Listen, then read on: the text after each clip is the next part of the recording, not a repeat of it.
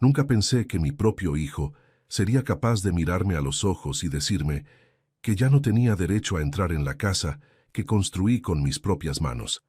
Pero eso fue exactamente lo que ocurrió aquella tarde de octubre, cuando Roberto abrió la puerta, solo lo suficiente para que pudiera ver su rostro endurecido y escuchar las palabras que todavía resuenan en mi cabeza como un martillo golpeando sin parar.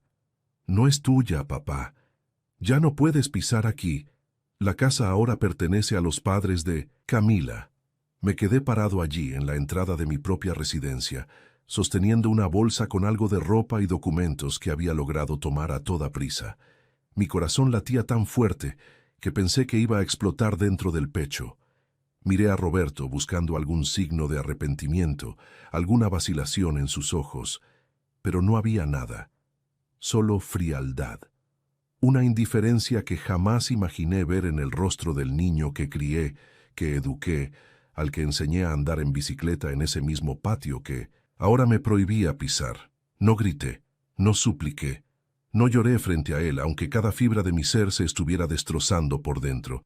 Simplemente di un paso atrás, asentí con la cabeza y dije con la voz más firme que pude reunir: «Está bien, hijo, si eso es lo que quieres, que así sea». Y me di la vuelta.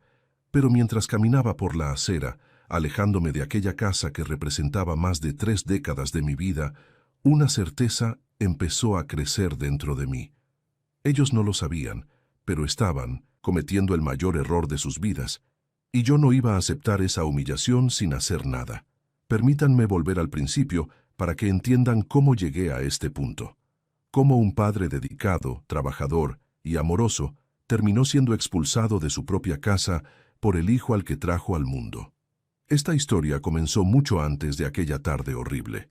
Comenzó hace 58 años, cuando nací en una familia humilde en las afueras de la Ciudad de México, y continuó a través de décadas de sin trabajo duro, sacrificios y una devoción inquebrantable hacia mi familia. Mi nombre es Enrique David Salazar. Tengo 58 años, cabellos grises que comenzaron a aparecer demasiado pronto por las preocupaciones, y manos callosas de quien nunca le ha temido al trabajo pesado. Pasé la mayor parte de mi vida adulta trabajando como plomero, después como maestro de obras, construyendo casas para otras personas mientras soñaba con tener la mía propia. Y cuando por fin lo logré, cuando finalmente coloqué la última teja en esa casa que construí prácticamente solo, sentí que había alcanzado el propósito de mi existencia: dar seguridad y comodidad a mi familia. Pero la seguridad y la comodidad, descubrí demasiado tarde, no son suficientes cuando crías a un hijo mimado. Cuando en el intento desesperado de darle todo lo que tú no tuviste, terminas creando a un hombre que no valora nada.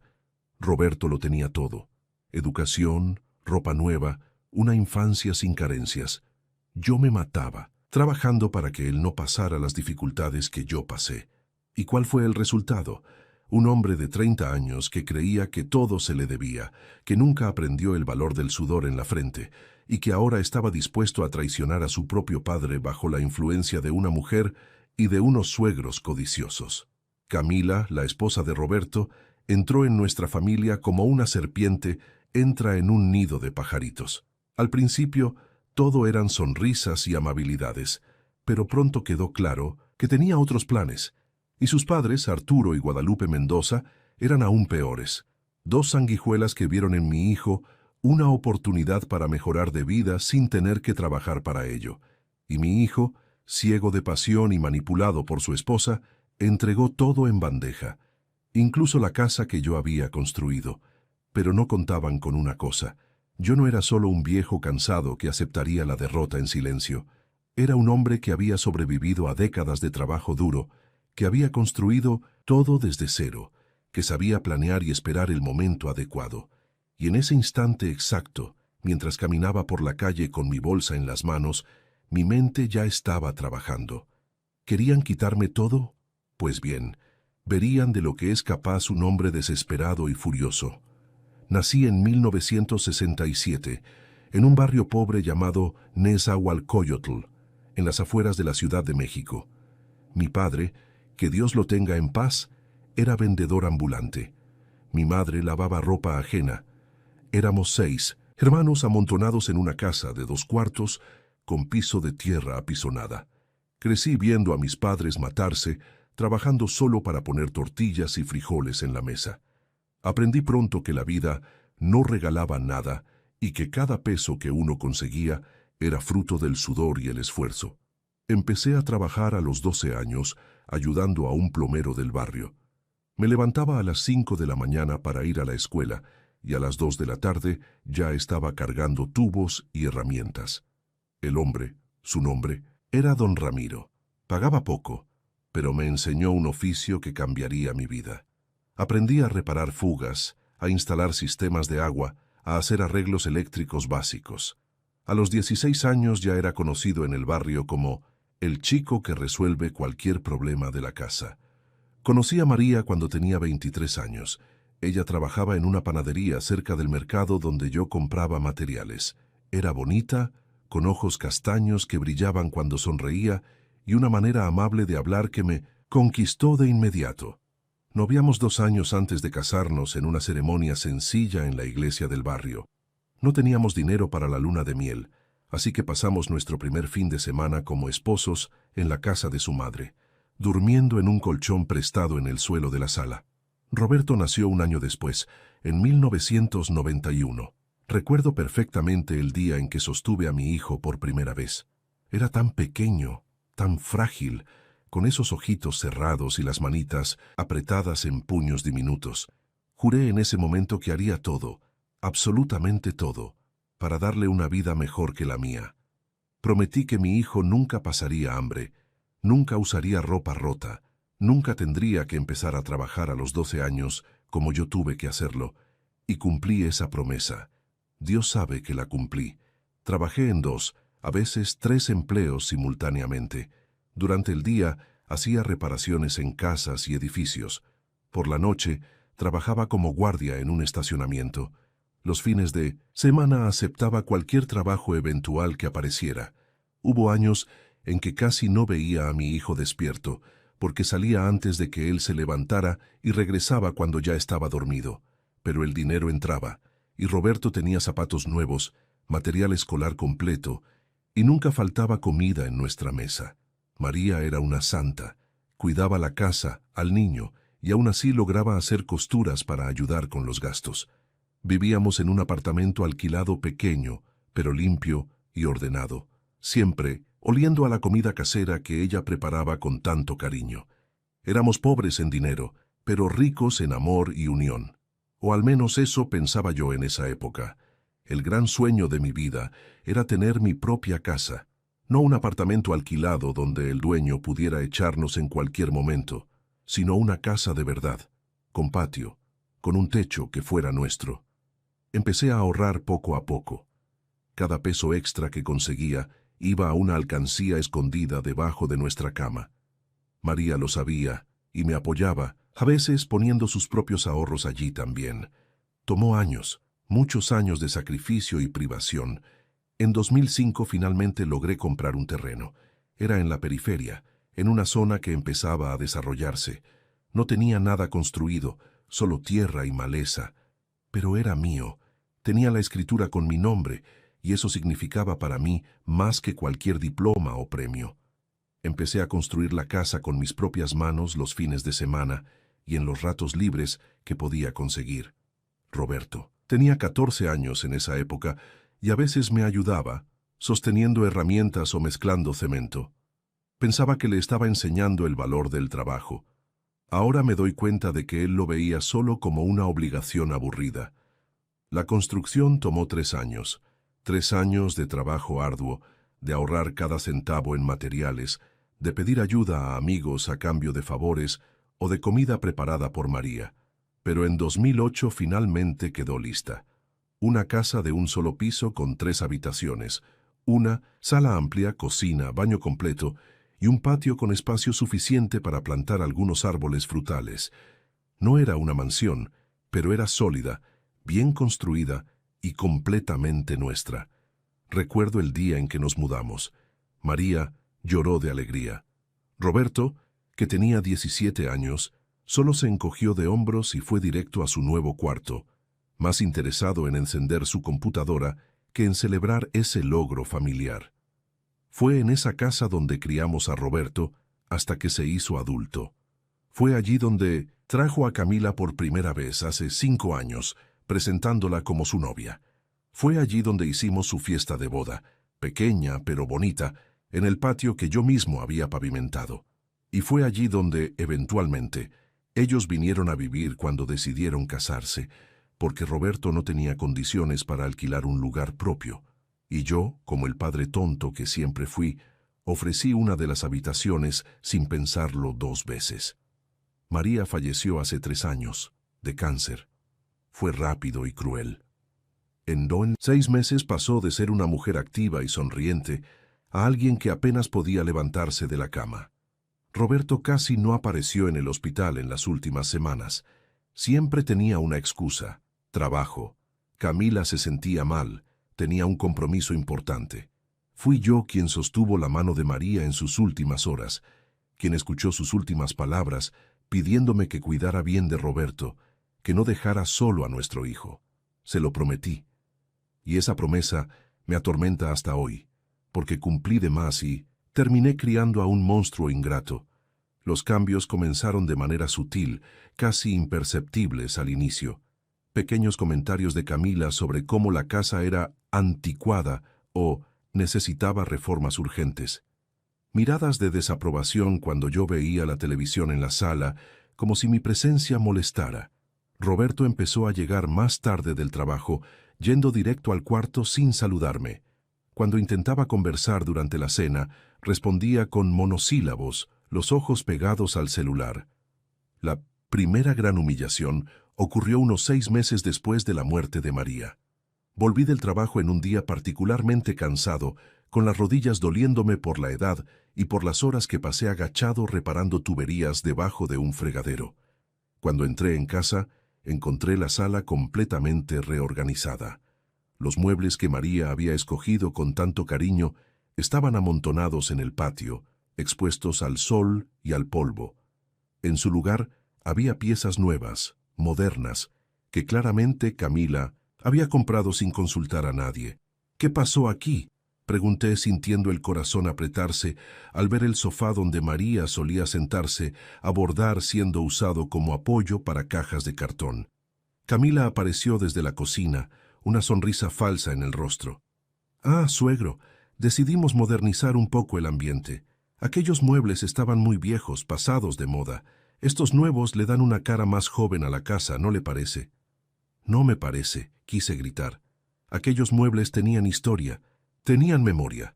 Cada rasguño, cada mancha tenía una historia de nuestra familia. Pero tragué las palabras y solo moví la cabeza, sintiéndome un extraño en mi propia casa. Roberto estaba allí, apoyado en la pared, y cuando nuestras miradas se encontraron, desvió rápidamente los ojos. No me defendió, no dijo nada. Solo volvió al cuarto como un cobarde. Los suegros de Roberto empezaron a aparecer con más frecuencia después de eso. Arturo Mendoza era un hombre gordo de unos 60 años, siempre vistiendo ropa demasiado llamativa para su tamaño, con cadenas doradas en el cuello y un reloj falsificado en la muñeca. Guadalupe, su esposa, era una mujer que hablaba demasiado alto, reía demasiado fuerte y tenía una opinión sobre absolutamente todo. Vivían en un diminuto departamento alquilado al otro lado de la ciudad, y estaba claro que envidiaban mi casa desde la primera vez que la visitaron. «¡Qué propiedad maravillosa!», dijo Arturo en una de las primeras visitas, caminando por la sala, con las manos atrás como si fuera un comprador evaluando un inmueble. «Roberto tuvo mucha suerte de crecer aquí. Camila también merece algo así, ¿verdad, querida?»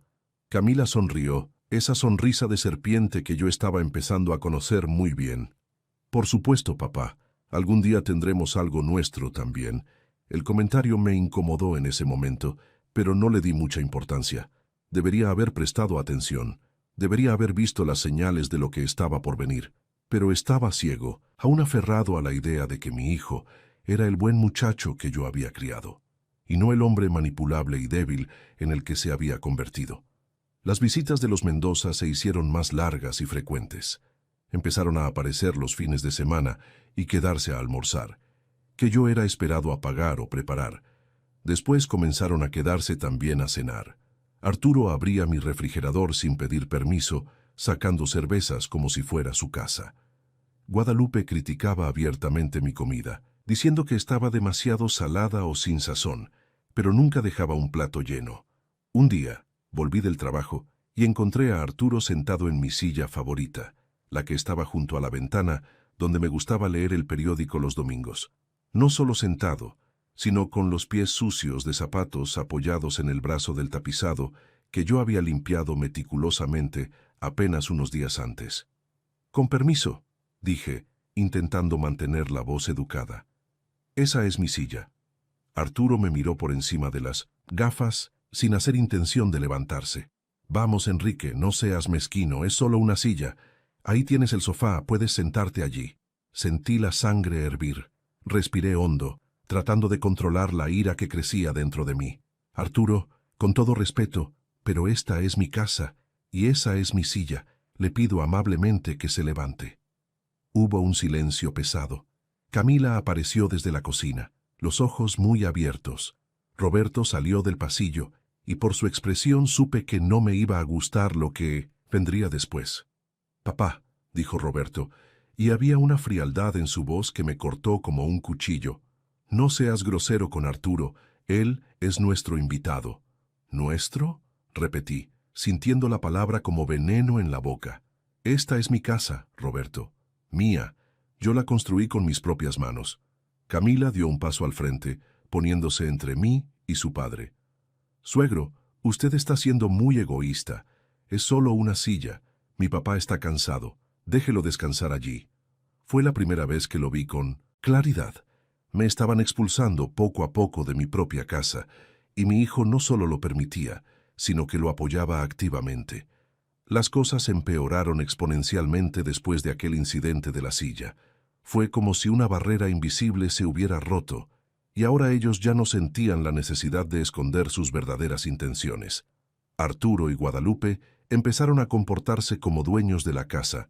Llegaban sin avisar, traían sus propias maletas como si fueran a quedarse, y ocupaban la habitación de huéspedes que yo había reservado para cuando mis hermanos vinieran a visitarme. Roberto cambió por completo. El hijo que yo conocía, o creía conocer, desapareció. En su lugar había un hombre frío, distante, que apenas me dirigía la palabra. Cuando intentaba hablar con él sobre el comportamiento de los suegros, explotaba en ira, diciendo que yo era un viejo gruñón que no sabía convivir con su familia, como si yo ya no fuera parte de ella. La situación llegó a un punto crítico un martes que nunca voy a olvidar. Llegué a casa tras un día agotador de trabajo y encontré la sala llena de gente. Arturo, Guadalupe y otras 3 personas que nunca había visto en mi vida, todos bebiendo cerveza y comiendo botanas en mi sala. El volumen de la música estaba altísimo y mi casa olía a cigarro, aunque yo siempre había dejado claro que no permitía fumar dentro. «Disculpen», dije en voz alta, para que se oyera sobre la música. «¿Qué está pasando aquí?». Arturo se levantó, tambaleándose un poco, claramente borracho. «Enrique, ven a unirte a nosotros, estamos celebrando». «¿Celebrando qué?», pregunté, con un malestar creciente en el estómago. «Pues estamos celebrando que finalmente logramos convencer a Roberto y a Camila de dejarnos vivir aquí. ¿No es maravilloso? Vamos a ser una gran familia feliz, todos bajo el mismo techo». Las palabras me golpearon como un puñetazo en el estómago. Busqué a Roberto con la mirada y lo encontré en la cocina hablando en voz baja con Camila. Fui hacia él ignorando a los extraños que celebraban en mi sala. «Roberto», mi voz salió temblorosa, «necesito hablar contigo, ahora». Él suspiró dramáticamente, como si yo fuera una molestia, y me siguió hasta mi cuarto, el único lugar de la casa donde aún tenía algo de privacidad. «¿Qué quiso decir tu suegro con vivir aquí?», pregunté en cuanto cerré la puerta. Roberto cruzó los brazos, adoptando una postura defensiva. «Exactamente lo que escuchaste, papá. Los padres de Camila están pasando por dificultades económicas. El dueño del departamento subió mucho el alquiler y ellos no pueden pagarlo. Como tenemos espacio de sobra aquí, les ofrecí quedarse con nosotros un tiempo. ¿Un tiempo?, repetí, sintiendo cómo crecía mi incredulidad. Roberto, esta casa apenas tiene espacio para los tres. ¿Cómo vamos a acomodar a 2 personas más? En realidad, dijo Roberto, y había algo en sus ojos que me asustó. Estábamos pensando en hacer algunos cambios. ¿De verdad? ¿Necesitas un cuarto tan grande? Quizás podríamos transformar parte de él en un espacio para los suegros. No podía creer lo que estaba escuchando. Este es mi cuarto, Roberto. El cuarto que compartí con tu madre durante años. ¿Hablas en serio? Papá, estás siendo egoísta. Piensa en la familia. Los padres de Camila no tienen a dónde ir. ¿Y desde cuándo se convirtieron en mi responsabilidad? Exploté, dejando salir toda la frustración acumulada. Esta es mi casa. Yo la construí. No tienes derecho a tomar estas decisiones sin consultarme. El rostro de Roberto se endureció. De hecho, papá, legalmente hablando, esta casa también está a mi nombre. ¿O lo olvidaste? Sentí que el suelo desaparecía bajo mis pies. Era cierto.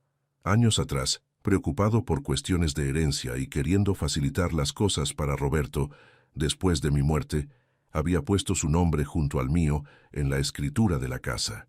María me aconsejó en contra, diciendo que debíamos esperar, pero yo insistí. Al fin, y al cabo, Roberto era mi único hijo, mi sangre. Nunca ni en mis peores pesadillas imaginé que usaría eso contra mí. ¿Me estás amenazando?, pregunté, apenas en un susurro. No estoy amenazando a nadie, papá, solo estableciendo hechos. Esta casa es nuestra, mía y tuya, y como copropietario tengo derecho a decidir quién vive aquí. Salí del cuarto sintiéndome derrotado. Pasé por la sala, donde esos extraños aún celebraban, ignorando sus miradas curiosas, y fui al patio.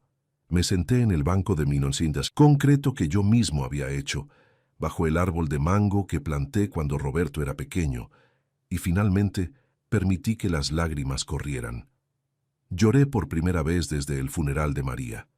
Lloré por la ingratitud de mi hijo, por la traición, por la sensación de estar perdiendo todo lo que había construido. Los días siguientes fueron un infierno. Arturo y Guadalupe se mudaron oficialmente, ocupando la habitación de huéspedes y esparciendo sus cosas por toda la casa. Guadalupe reorganizó mi cocina, tirando especias que yo usaba desde hacía años y reemplazándolas por las que ella prefería. Arturo se adueñó de la televisión, viendo sus programas estúpidos a todo volumen hasta tarde en la noche, sin importarle que yo necesitara levantarme temprano para trabajar. Empecé a sentirme un extraño en mi propia casa. Mi rutina fue completamente irrespetada. Ya no podía desayunar tranquilo, porque Guadalupe se levantaba temprano y ocupaba la cocina durante horas, preparando comidas elaboradas solo para su familia, dejando el fregadero lleno de platos sucios para que yo los lavara. Ya no podía ver mis programas favoritos, porque Arturo siempre llegaba primero y monopolizaba la televisión. Ya no podía recibir a mis amigos, porque Camila decía que eran ruidosos y desagradables. Lo peor de todo era Roberto. Mi hijo se había convertido en un completo extraño. No solo permitía toda esa falta de respeto, sino que participaba activamente. Empezó a criticarme abiertamente delante de los suegros, diciendo que yo era terco, difícil de convivir, que necesitaba aprender a compartir el espacio. Como si compartir espacio significara renunciar a todo lo que había construido. Una noche llegué del trabajo particularmente tarde. Había sido un día horrible y lo único que quería era darme una ducha caliente y dormir.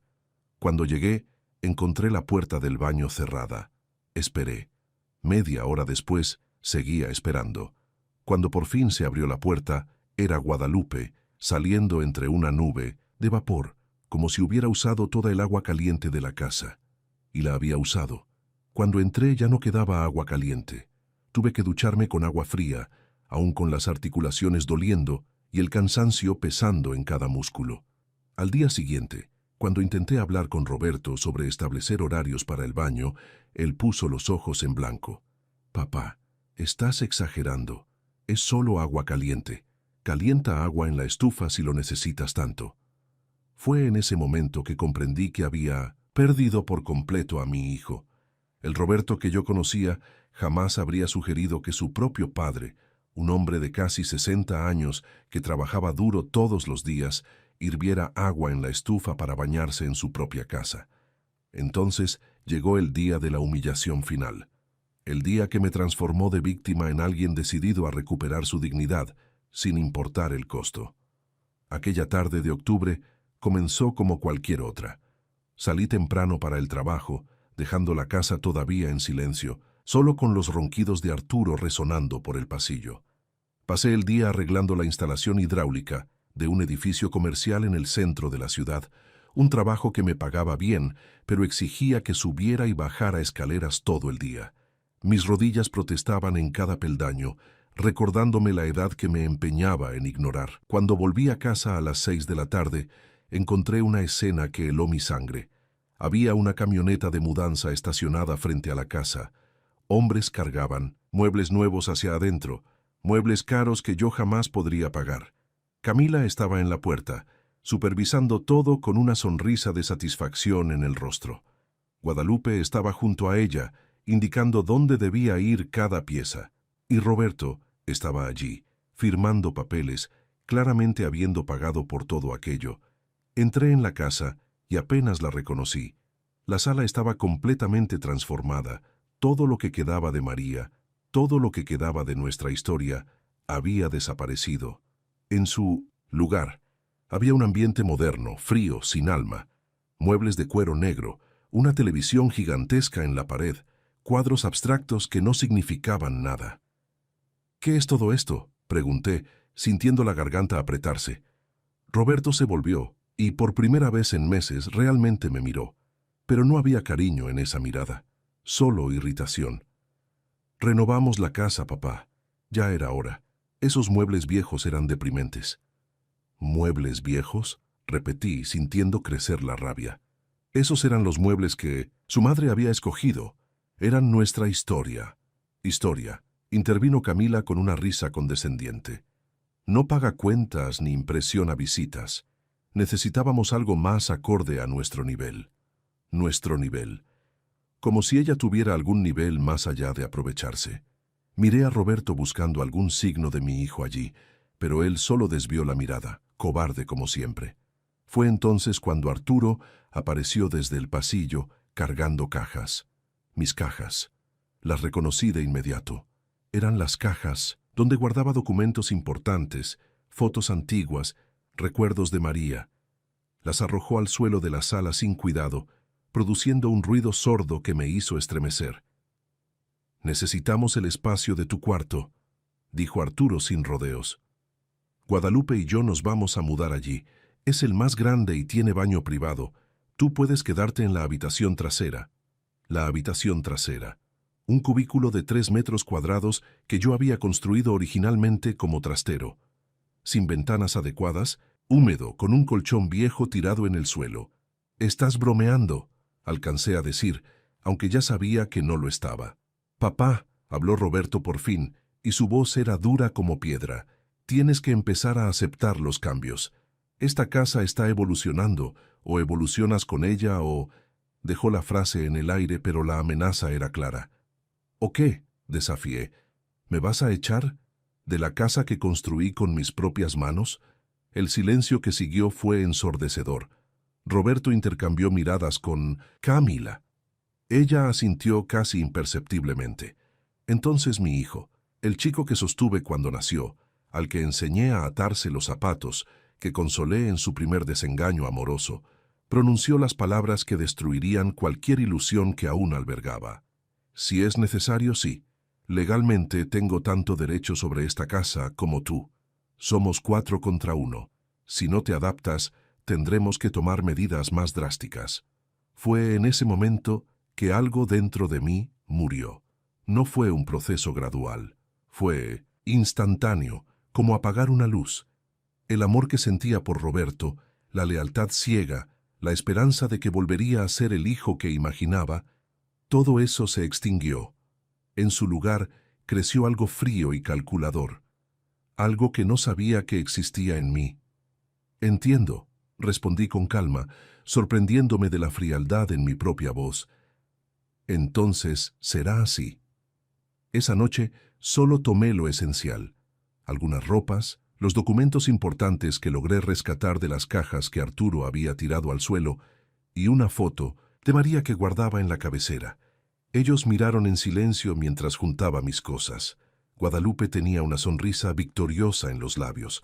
Arturo ya estaba midiendo las paredes de mi cuarto, planeando dónde pondría sus muebles. Camila abrazaba a Roberto, susurrándole algo al oído que lo hacía sonreír. Y Roberto, mi hijo, solo observaba con indiferencia, como si viera a un extraño salir de su casa. Cuando terminé de arreglar mi bolsa, me detuve en la puerta y miré hacia atrás por última vez. Miré la casa que construí ladrillo a ladrillo, las paredes que pinté, los pisos que coloqué, el techo que instalé con mis propias manos. Cada centímetro de esa construcción llevaba mi sudor, mi sangre, mi historia. Disfrútenla, dije, con una voz más firme de lo que esperaba. Disfrútenla mientras puedan. Roberto dio un paso al frente, abriendo la puerta. Ya no es tuya, papá. Ya no puedes pisar aquí. La casa ahora pertenece a los padres de Camila. Ellos necesitan un lugar estable y hemos decidido donar la casa para ellos. Es lo mínimo que podemos hacer por la familia. Donar. La palabra resonó en mi cabeza como una campana funeraria. No solo me estaban echando, me estaban robando. Me estaban quitando todo lo que había construido y entregándolo a esos parásitos que no habían contribuido ni un peso a la propiedad. Ustedes no pueden hacer eso, logré decir, aunque sabía que legalmente, con Roberto como copropietario, probablemente podrían. Ya está hecho, dijo Camila con un distinto de satisfacción. Los papeles están en trámite. En una semana la casa pertenecerá oficialmente a mis padres, y tú, suegro, no tienes nada que hacer aquí. Fue entonces cuando pronuncié esas palabras que mencioné al inicio de esta historia. No grité, no supliqué, no lloré, solo asentí y me di la vuelta. Pero mientras caminaba por la acera, mi mente ya trabajaba. No era un hombre de confrontaciones directas. Nunca fui de pelear ni de alzar la voz, pero era un hombre que sabía construir. Y si sabía construir, también sabía destruir. O mejor dicho, sabía planear con precisión. Fui a la casa de mi hermano menor, Miguel, que vivía al otro lado de la ciudad. Él me recibió sin preguntas, viendo mi estado. Aquella noche, acostado en el sofá de su sala, no pude dormir. Miraba al techo con la mente trabajando sin cesar. Y fue allí, en las horas más oscuras de la madrugada, que el plan comenzó a formarse. Conocía cada centímetro de esa casa, cada caño, cada cable, cada viga. Sabía dónde estaban los puntos débiles, los lugares que necesitaban mantenimiento constante, los sistemas que dependían de conocimientos específicos para funcionar. Y, lo más importante, había guardado algo que ellos ni siquiera sabían que existía. Un secreto que volvería a esa casa completamente inútil en sus manos. En los días siguientes me mantuve calmado y distante. No intenté contactar a Roberto. No respondí a los mensajes burlones que Camila enviaba, contando cómo estaban mejorando la casa.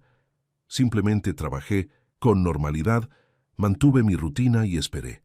La paciencia siempre fue una de mis virtudes, y esta vez sería mi mayor arma. Consulté discretamente a un abogado, un viejo amigo de la época en que trabajábamos juntos en un proyecto. Le expliqué la situación. Él negó con la cabeza, triste pero no sorprendido.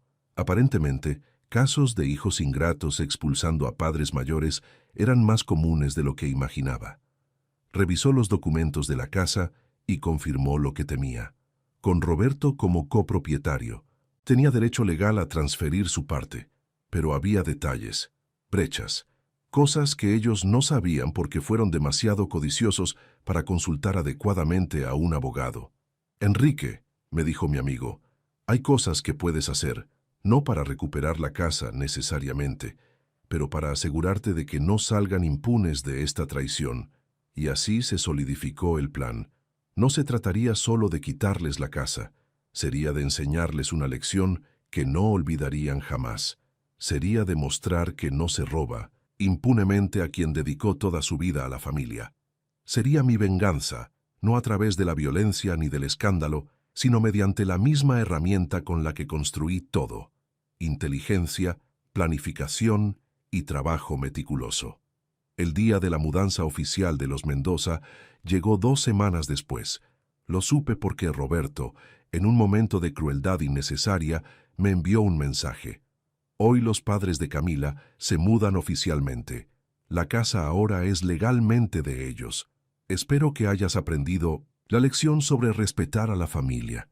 Respetar a la familia. Las palabras casi me hicieron reír, pero no respondí. Solo archivé el mensaje como evidencia y continué con mi plan. Esa mañana, muy temprano, antes de que despertaran, volví a la casa por última vez. Usé la llave que aún tenía. Habían sido demasiado arrogantes para cambiar las cerraduras, presumiendo que yo simplemente aceptaría mi derrota y desaparecería. Entré en silencio y fui directo al sótano, un espacio pequeño y mal iluminado que quedaba debajo de la cocina. Allí estaba lo que necesitaba. Años atrás, cuando construí la casa, instalé un sistema hidráulico específico. No era el sistema estándar que cualquier plomero usaría. Era algo que yo mismo había diseñado, con válvulas y conexiones en lugares inusuales, deliberadamente complicado porque me gustaba tener control total sobre mi casa. Había una válvula maestra, oculta detrás de una pared falsa en el sótano, que controlaba toda la distribución de agua de la casa. Y esa válvula tenía una particularidad: debía ajustarse manualmente cada 3 meses, o el sistema empezaba a fallar, causando fugas, oscilaciones de presión y, eventualmente, un colapso total de la plomería. Yo siempre hice ese mantenimiento religiosamente, pero obviamente nunca le conté a Roberto sobre ello. ¿Por qué lo haría? Él nunca mostró interés en aprender cómo funcionaba la casa. Solo la disfrutaba como si fuera un hotel. Ajusté la válvula en una configuración específica.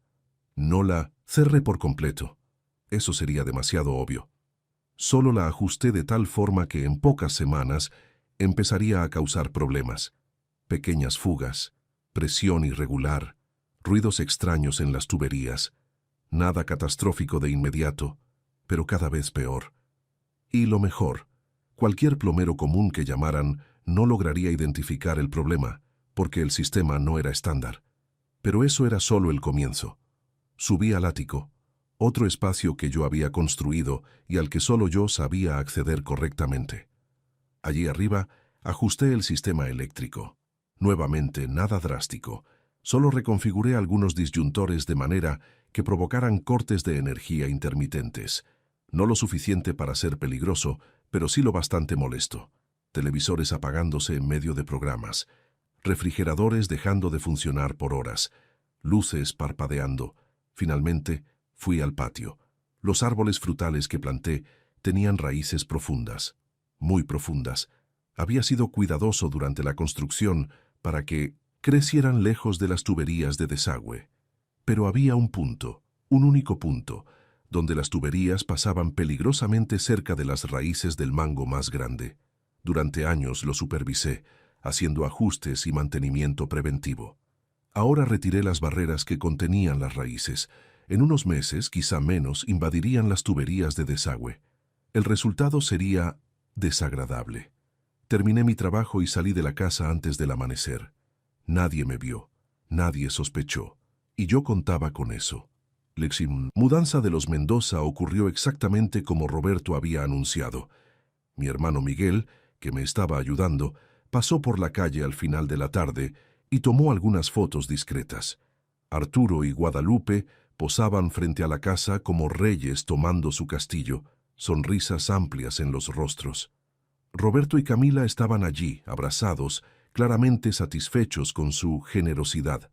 La escena era nauseabunda, pero yo esperé. Paciencia, siempre paciencia.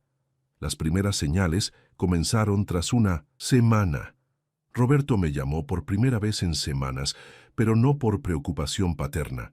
Estaba irritado. «Papá, ¿hiciste algo en la casa antes de irte? La ducha tiene la presión rara. A veces sale demasiado fuerte, a veces casi no sale agua». Mantuve mi voz neutra, casi aburrida. «Roberto, hace 2 semanas que no pongo un pie en esa casa. Como tú mismo dejaste claro, ya no es mi propiedad. Llama a un plomero. Ya llamamos. Dijo que no encontró nada malo. Entonces quizá no haya nada malo. Tal vez solo sea tu impresión, respondí, y colgué antes de que pudiera seguir. Las llamadas se hicieron más frecuentes. 2 semanas después, era Camila quien llamaba, su voz estridente invadiendo mi oído. Suegro, la energía se corta a cada rato. Perdimos un refrigerador lleno de comida porque se quedó apagado toda la noche. Usted tiene que venir a arreglarlo. ¿Yo tengo qué? Respondí con calma. Camila, tú y Roberto dejaron muy claro que esa casa ya no es mía, que pertenece a tus padres. Así que sugiero que les pidas a ellos que lo resuelvan, o contraten a un electricista. Yo ya no tengo nada que ver con esa propiedad. Pero usted construyó la casa. Usted sabe cómo funciona todo. Sabía, corregí, sabía. Pero los recuerdos se borran con el tiempo, Camila. Especialmente los recuerdos de lugares donde ya no soy bienvenido. Después de un mes, la situación era desesperada para ellos. Los problemas se multiplicaban. Agua filtrándose por las paredes, humedad en el techo, cortes de energía, diarios. Y entonces llegó el problema mayor. El desagüe comenzó a taparse, repetidamente. Llamaban a destapadores que lo resolvían por un rato, pero volvía en días. Guadalupe apareció en la casa de Miguel, donde yo vivía. Ya no era la mujer arrogante que me había echado. Tenía ojeras, el cabello desarreglado y una expresión desesperada. «Enrique, por favor», me rogó, algo que nunca pensé escuchar. «La casa se está volviendo inhabitable. Gastamos todo nuestro dinero tratando de arreglar los problemas, pero solo empeoran. ¿Puedes ayudarnos? Nosotros lamentamos lo que pasó». La miré en silencio un largo momento. Ella lamentaba. Qué conveniente lamentar ahora que las cosas iban mal. «Guadalupe», dije con calma, «esa casa me fue arrancada. Ustedes me humillaron, me echaron, robaron todo lo que construí. ¿Y ahora que enfrentan consecuencias quieren mi ayuda? ¿Dónde estaba esa humildad cuando ocupabas mi cuarto? Cuando tu marido ponía los pies sucios en mi silla?» «Fue un error», gritó, con lágrimas corriendo. «Cometimos un error, pero por favor, la casa se está desmoronando». «No», respondí, «la casa no se está desmoronando. La casa solo está mostrando que necesita a alguien que la entienda, a alguien que la construyó y sabe cuidarla. Y esa persona ya no es bienvenida allí, ¿recuerdas?» Cerré la puerta en su cara y escuché sus sollozos del otro lado. No sentí pena, no sentí remordimiento, solo una satisfacción fría y calculada. 2 meses después de mi expulsión, recibí una llamada de un número desconocido. Era un abogado, pero no el mío. Era alguien que representaba a Arturo y Guadalupe Mendoza. Querían devolver la casa. «Señor Salazar», dijo la voz profesional al otro lado de la línea, «mis clientes quisieran revertir la transferencia de la propiedad. Reconocen que fue un error y desean devolver la casa a su nombre original». «¿Y por qué harían eso?», pregunté, aunque ya conocía la respuesta. «La propiedad ha presentado problemas estructurales significativos. Mis clientes ya no tienen recursos financieros para mantener las reparaciones necesarias. Creen que sería mejor para todos si usted retomara la propiedad». Reí. No pude evitarlo. Reí a carcajadas mientras el abogado esperaba incómodo del otro lado. «Dígales a sus clientes», respondí cuando finalmente dejé de reír, «que no estoy interesado. ¿Querían tanto esa casa? Pues ahora es de ellos, con todos los problemas que vienen incluidos.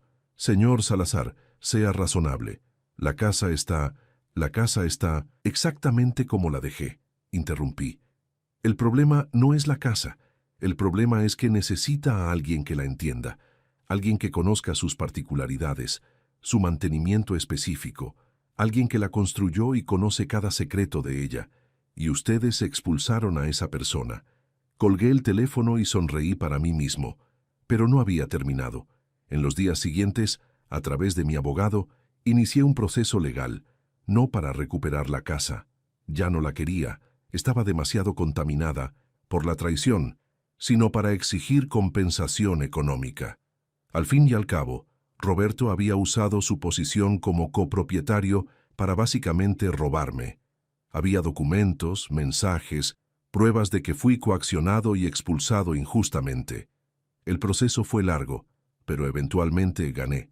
El juez determinó que Roberto y los Mendoza debían compensarme por el valor de mercado de mi mitad de la casa, más daños morales.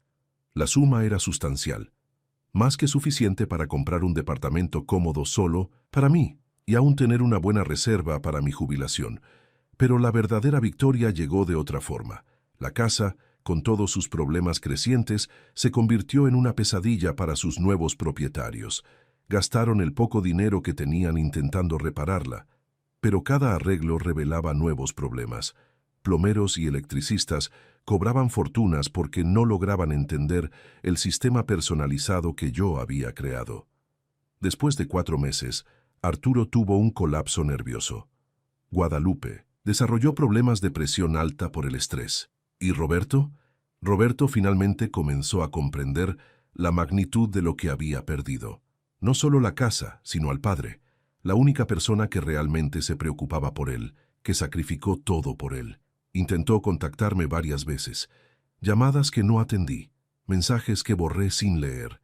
Una vez apareció en la puerta de la casa de Miguel, pero pedí a mi hermano que dijera que yo no estaba. Vi a Roberto a través de la ventana, parado en la acera, con los hombros caídos en derrota. Parte de mí quiso abrir la puerta, parte de mí quiso perdonar, pero la parte más grande, la parte que él había herido irreparablemente, me mantuvo firme. Eventualmente se vieron obligados a vender la casa. Los problemas eran tantos que no consiguieron un buen precio. La vendieron por menos de la mitad de su valor real, solo para deshacerse del peso. Supe que Arturo y Guadalupe volvieron a un departamento aún más pequeño que el que tenían antes. Roberto y Camila se separaron. Aparentemente la presión financiera y el estrés fueron demasiado para su matrimonio. Compré mi departamento en un barrio tranquilo, pequeño pero cómodo, y lo más importante, completamente mío, sin fantasmas del pasado, sin recuerdos dolorosos. Un nuevo comienzo a los 58 años. A veces, en las noches silenciosas, pienso en Roberto. Me pregunto si aprendió algo, si ahora comprende el valor de lo que tenía y desechó, si entiende que la lealtad, la familia y el respeto no son palabras vacías, sino cimientos sobre los que construimos nuestra vida. Meses después del juicio, recibí una carta. Era de Roberto. No enviada por abogados ni intermediarios. Era manuscrita, con una letra temblorosa que no reconocí como suya. «Papá», comenzaba, «no espero tu perdón. No lo merezco. Solo quiero que sepas que finalmente entendí. Entendí lo que sacrificaste. Entendí lo que perdí. Entendí que no se trataba de la casa. Se trataba del respeto, de valorar lo que teníamos. Camila me dejó. Sus padres me culpan por todo. Estoy solo y me di cuenta de que la única persona que realmente se preocupaba por mí, la expulsé de mi vida. No pido perdón. Solo quiero que sepas que lo lamento, profundamente, y que cargaré con este peso por el resto de mi vida. Leí la carta varias veces. Sentí lágrimas en los ojos, pero no eran lágrimas de tristeza. Eran lágrimas de cierre, de un capítulo que finalmente se estaba cerrando. No respondí a la carta, no porque quisiera ser cruel, sino porque no había nada que decir. El daño estaba hecho, la confianza estaba rota, y algunas cosas, una vez rotas, no pueden repararse. Hoy vivo mi vida en paz. Trabajo menos, disfruto más. Tengo nuevos amigos, vecinos que me respetan. A veces salgo con una señora agradable del edificio, doña Beatriz, que también quedó viuda y entiende lo que es reconstruir la vida después de pérdidas dolorosas. La historia de la casa que construí y luego destruí, o mejor dicho, que se destruyó por sí misma, por falta de cuidado adecuado, se volvió leyenda en el barrio. La gente habla del viejo Enrique traicionado por su propio hijo, pero que se recuperó. Algunos me ven como vengativo, otros como justo. Yo me veo solo como alguien que no permitió que pisotearan su dignidad sin consecuencias. Aprendí que familia no es solo sangre. Familia es elección, respeto, lealtad. María lo sabía, siempre lo supo. Y ahora, demasiado tarde, Roberto también lo sabe. ¿Y la casa? Supe que los nuevos propietarios la demolieron. Al parecer, los problemas estructurales eran tantos que resultaba más barato derribar y reconstruir de cero que intentar arreglarla. De cierta manera, es poético. La casa que construí con amor no podía sobrevivir en manos de quienes no la respetaban. Y yo sobreviví. Más que eso, prosperé. A los 58 años, aprendí que nunca es tarde para empezar de nuevo, que la dignidad vale más que los bienes materiales, que el respeto no se toma, se gana y se devuelve. A veces, cuando paso por la calle donde estuvo mi antigua casa, miro el terreno vacío donde una vez estuvo. No siento tristeza, no siento ira, solo paz. La paz de quien cerró un ciclo doloroso y abrió otro más saludable. Mi mensaje para quienes lean esta historia es simple. Valoren a quienes los valoran. Respeten a quienes los respetan. Y nunca, jamás, subestimen a alguien que dedicó toda su vida a construir algo. Porque quien sabe construir, también sabe destruir. Y a veces, la mayor venganza no es la destrucción en sí, sino simplemente permitir que las consecuencias naturales de la ingratitud sigan su curso. Roberto me enseñó una lección valiosa, aunque no fuera la que él esperaba. Me enseñó que es posible sobrevivir a la traición. Es posible reconstruir después de la destrucción. Es posible encontrar paz después de la tormenta. Y que el amor de un padre, por profundo que sea, no puede ser eterno si no se corresponde con respeto y dignidad. Hoy duermo tranquilo. Mi conciencia está limpia. No, fui yo quien rompió nuestra familia. No fui yo quien eligió la avaricia sobre la lealtad. No fui yo quien expulsó a un padre de su propia casa. Solo me negué a ser víctima silenciosa de esa traición. Y si hay algo que puedo decir con certeza, mirando atrás en toda esta dolorosa pero liberadora. Y si hay algo que puedo decir con certeza, mirando atrás en toda esta dolorosa pero liberadora jornada, es esto. Nunca subestimen a un hombre que construyó todo con sus propias manos. Porque esas mismas manos, si es necesario, sabrán defender su dignidad de la manera que sea necesaria. Mi nombre es Enrique David Salazar. Tengo 58 años, perdí una casa pero recuperé mi dignidad y al final descubrí que era un intercambio que valía la pena. ¿Te gustó la historia? Suscríbete al canal y descubre muchos otros relatos emocionantes.